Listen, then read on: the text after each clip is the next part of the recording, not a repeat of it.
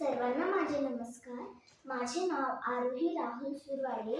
मी इयत्ता 3री मध्ये शिकत आहे. माझ्या शाळेचे नाव girls English medium school Hadapsar Pune. आज मी तुम्हाला एक कथा वाचून दाखवणार आहे. त्या कथेचे नाव सिंह आणि उंदीर. एका घनदाट जंगलात एक सिंह राहायचा.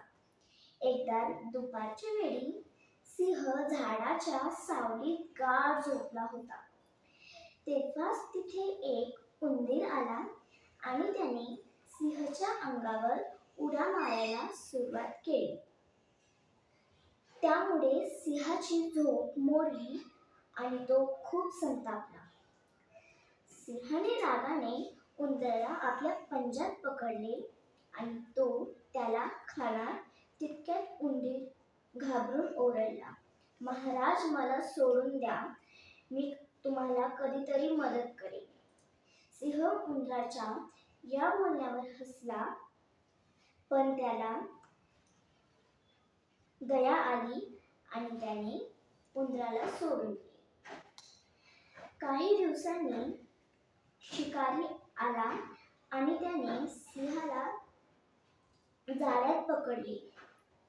सिंहाने जाळ्यातून बाहेर पडण्यासाठी खूप प्रयत्न केले, पण तो पडाला नाही. सिंह खूप गर्जना करू लागला. उंदराला ती गर्जना ऐकू आली आणि तो धावतच तिथे आला.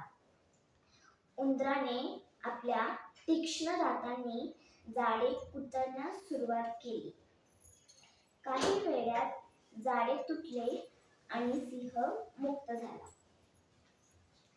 सिंहाने उंदराचे आभार मानले आणि त्या दिवसापासून सिंह व उंदीर मित्र बनले.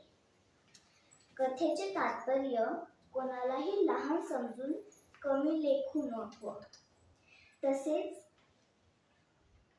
संकटात पडलेल्या मदत केल्यास त्याचे फळ कधी ना कधी नक्की मिळते.